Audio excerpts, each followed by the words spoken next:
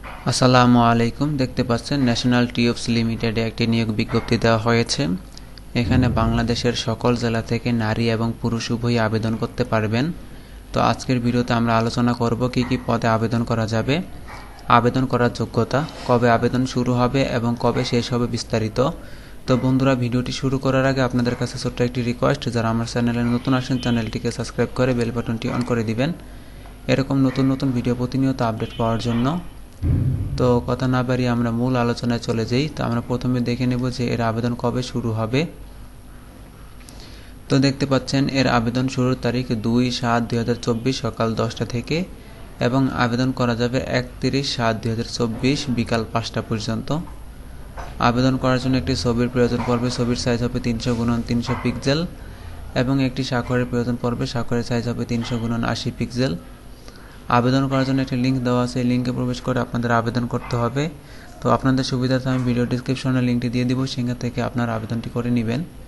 তো আমরা এখন পদের নাম আলোচনা করব। তো প্রথমে দেখতে পাচ্ছেন সাহায্যকারী, বেতন গ্রেড হচ্ছে 1, পদ সংখ্যা রয়েছে 17টি।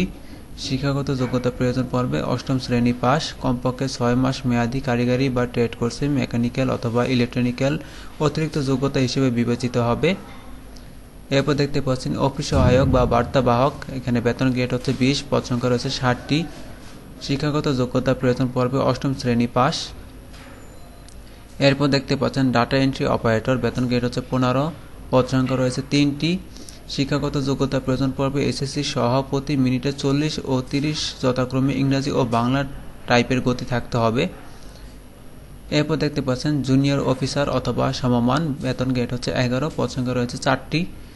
শিক্ষাগত যোগ্যতা প্রয়োজন পড়বে সরকার অনুমোদিত বিশ্ববিদ্যালয় হতে স্নাতক অথবা স্নাতকোত্তর ডিগ্রি 4 বছরের অভিজ্ঞতা থাকতে হবে।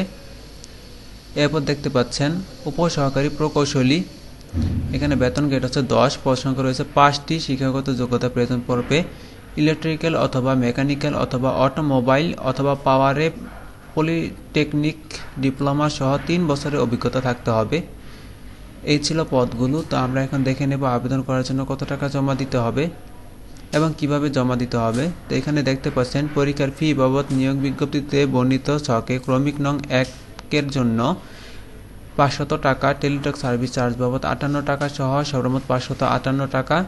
2 নং ক্রমিকের জন্য পরীক্ষার ফি বাবদ 300 টাকা, টেলিটক সার্ভিস চার্জ বাবদ 35 টাকা সহ সর্বমোট 335 টাকা এবং 3 নং ক্রমিকের জন্য পরীক্ষার ফি বাবদ 200 টাকা, টেলিটক সার্ভিস চার্জ বাবদ 23 টাকা সহ সর্বমোট 223 টাকা এবং 4 ও 5 নং ক্রমিকের জন্য পরীক্ষার ফি বাবদ 100 টাকার, টেলিটক সার্ভিস চার্জ বাবদ 12 টাকা সহ সর্বমোট 112 টাকা আবেদন করার 72 ঘন্টার মধ্যে জমা দিতে হবে।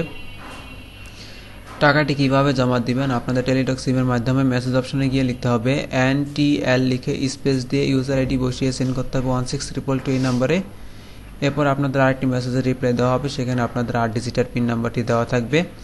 দ্বিতীয় মেসেজ অপশনে গিয়ে লিখতে হবে NTL লিখে স্পেস দিতে হবে, এরপর স্পেস দিয়ে ইয়েস লিখে স্পেস দিয়ে পিন নাম্বারটি বসিয়ে সেন্ড করতে হবে 16222 এই নাম্বারে।